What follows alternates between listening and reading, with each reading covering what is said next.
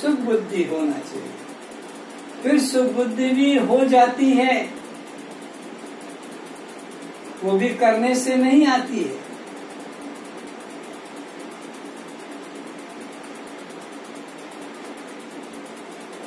माँ बाप भी कहते हैं, गुरु लोग भी कहते हैं, ये करो, ये मत करो, ये ठीक नहीं, ये ठीक नहीं। तो सुख बुद्धि करने की नहीं, वो हो जाती है। कब? जब विवेक होता है। विवेक जिसमें जग गया, फिर सत्य वस्तु में सुख बुद्धि हो ही जाएगी और असत से मन हट जाएगा। तो विवेक हो जाना चाहिए। फिर भी सोचा कि विवेक सीखना चाहिए। अरे विवेक भी सीखने की चीज नहीं है, वो आ जाता है सत्संग के द्वारा।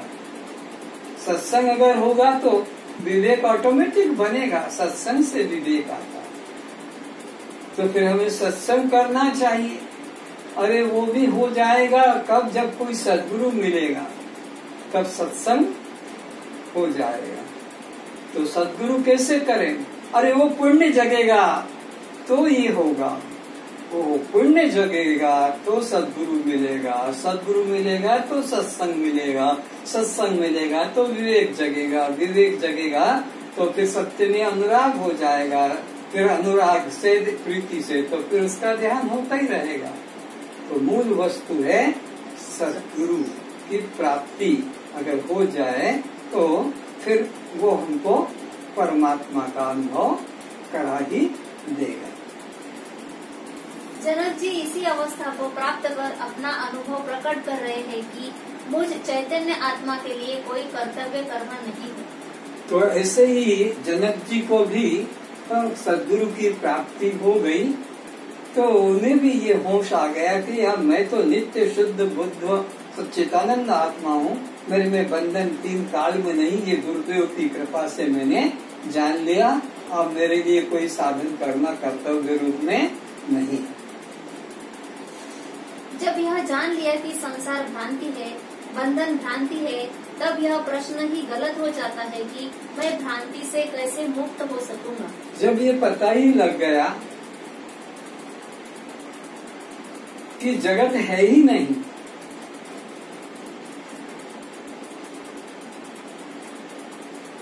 बंधन है ही नहीं, तो फिर मेरे मन में ये विचार कैसे आएगा कि मैं बंधन से कैसे छूटूं, कि मैं भवसागर से पार कैसे हूं, कि मैं मझधार में डूब रहा हूं। ये तो तभी तक है जब तक सद्गुरु नहीं मिला, तभी तक कहते हैं कि भवसागर में मैं डूब रहा हूं, मेरी नैया मझधार में है, चुनरी में लग गया दाग, घर जाऊं कैसे, सूली ऊपर सेज पिया की, कई विधि मिलना हो। ये सब वचन कब तक है? जब तक सद्गुरु नहीं मिला। सद्गुरु मिल गया तो न सूली सेज है, न भवसागर में मझधार में नौका है, न भवसागर से पार होना है। फिर तो क्या होगा? सद्गुरु मिल गया तो भवसागर अब करने की बात ही खत्म हो गई। फिक्र नहीं मोहि तरनन की, मोहि लागी लगी गुरु चरण की। क्यों? भवसागर अब सूख गयो है। पहले तो भवसागर लग रहा था, पार होना लग रहा था, मझधार में नौका लग रही थी, डूबने का डर लग रहा था, उथल पुथल हो रहा था। पर गुरु जब ज्ञानी मिल गए, उन्होंने ऐसा मुझे ज्ञान रस पिलाया कि भवसागर अब सूख गयो है। अब जब सागर ही सूख गया तो पार होने की बात ही खत्म हो गई है। फिक्र नहीं मोहे तरनन की, मोहे लागे लगी गुरु चरणन की। सद्गुरु मिल जाने से ये भ्रांति छूट जाती है कि मैं भवसागर से कैसे पार हो सकूंगा, या मैं भवसागर में डूब रहा हूँ, भवसागर से मेरी मुक्ति कैसे मिलेगी। मन से ये बात ही खत्म हो जाती है, क्योंकि अज्ञानता से ये बातें उठ रही थी। सद्गुरु ने उस अज्ञान तो ज्ञान अग्नि के द्वारा समाप्त कर दिया। जब बंधन भ्रांति है, यह जान लिया तो यह जानना मात्र ही बंधन से मुक्ति है। मुक्त नहीं होना है, मुक्त ही है। केवल यह सत्य को स्वीकार करना मात्र ही कर्तव्य है। तो ये सत्य को स्वीकार करना है, बस इतना ही कर्तव्य है। कौन सा सत्य को स्वीकार करना? कि तत्वमसि। वेद कहता है कि तू ही वह है, तू ही वह है। और बार बार बस इसी का ही निश्चय सद्गुरु कराता है। कर्म में नहीं जोड़ता, योग साधन में नहीं जोड़ता, तप तीर्थ में सद्गुरु नहीं जोड़ता। बार बार बार बार तू वही है, तू वही है, तू वही है, यही उपदेश उसे करता है। और उसका देह भाव, कर्ता भाव, बद्ध भाव को मन से निकाल कर खत्म कर देता है। सद्गुरु की यही पहचान है कि बिना साधन के, बिना कर्म में तुम्हें जोड़े और परमात्मा का अप्रोक्ष अनुभव करा दे। कि जिससे तू बाहर ढूंढ रहा था, जाको तू खोजत फिरे, सो तू आपे आप, वही तू स्वयं है। तू उसे खोया हुआ मत कहे, उसे खोजने की जरूरत नहीं, बल्कि वो तू स्वयं ही है। लेकिन भ्रांति हो कैसी गई कि जैसे मृग की नाभि में कस्तूरी है और उसे ये भ्रम हो गया कि वो कहीं बाहर से सुगंध आ रही है, मैं उसे बाहर खोजूंगा। ये उसकी अज्ञानता है। और जब कोई दूसरा जंगली पशु उसकी भाषा में समझा दे कि देख, जिस कस्तूरी को तू खोज रहा है वह तेरे नाभि में से, थोड़ी गर्दन तो झुका। और जब वो गर्दन झुकती है नाभि की तरफ, तो उसको लगा हो कि ये मैं इस कस्तूरी के लिए इतना भटक रहा था, इतना जंगलों में गया, इतना भूखा प्यासा, और ये मेरे नाभि में है। तब वो वही शांत हो जाता है। तो ऐसे ही सद्गुरु बार बार यही निश्चय कराता है कि तू ही ब्रह्म है, तू ही ब्रह्म है, आनंद ब्रह्म है। और तू गहरी निद्रा में देख, वहाँ कोई पदार्थ नहीं है और आनंद का अनुभव करता है, तो वह शांत होता है। तो सच्चा सद्गुरु कर्म में नहीं जोड़ता, तब तीर्थ में नहीं जोड़ता जिज्ञासु को, बल्कि अपनी दृष्टि को वह दृश्य से हटाकर दृष्टा की तरफ कर देता है। बस यू टर्न। अभी जैसे बाहर बाहर भटक रहा था, चाहे वो मृग हो, जब पता लगा कि वो मेरे अंदर है तो बस रुक गया।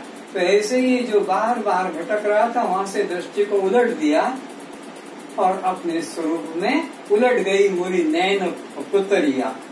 पहले मेरी नैन पुतलियां बाहर खोज रही थी, गुरु ने क्या किया, ऐसा मुझे पलट दिया, आत्मा की तरफ जोड़ दिया और मैं अपने स्वरूप में शांत हो गया। जनक जी कहते हैं कि मुक्ति के लिए कुछ मत करो, तुम केवल देखते रहो, जो हो रहा है होने दो। तुमने जो बंधन लगा नहीं, क्या तुम्हें यह याद है कि बंधन कब लगा था? जो तुमने बनाया नहीं, लगाया नहीं, उसे मिटाओगे कैसे? एक बार तुम्हारी साइकिल खो गई, मोटरसाइकिल खो गई, या बच्चा खो गया, तो तुम पुलिस स्टेशन पर जाते हो, अपना नोट करवाते हो, रिपोर्ट लिख करवाते हो, कहाँ थी, कब खो गया, कौन सा नंबर है गाड़ी का, बच्चे की उम्र कितनी है, कैसे कपड़ा पहना हुआ, इत्यादि सब लिखाते हो और वो फिर खोज कर मिल जाता है। अब इसी तरह तुमने बच्चे का नाम बता दिया, उम्र बता दी, हुलिया बता दिया, क्योंकि वो तुम्हारे घर में था, तुम्हारे पास था, तुम्हारे साथ में था, तुम्हें मालूम है। तुम्हारी मोटरसाइकिल का नंबर मालूम था, बता दिया, तुम्हारी था।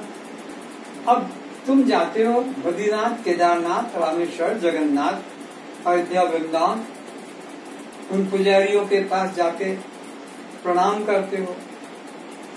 हम वहां से आए, महाराष्ट्र से, उड़ीसा से, बम्बई, कलकत्ता से, परमात्मा के। अब रिपोर्ट लिखवा रहे हो, कैसा हो भगवान? तुम कहोगे मुरली वाला है, धनुष वाला है, पीताम्बर पहना है, ये है। कहाँ खो गया था? कहाँ तक तुम्हारे साथ में था?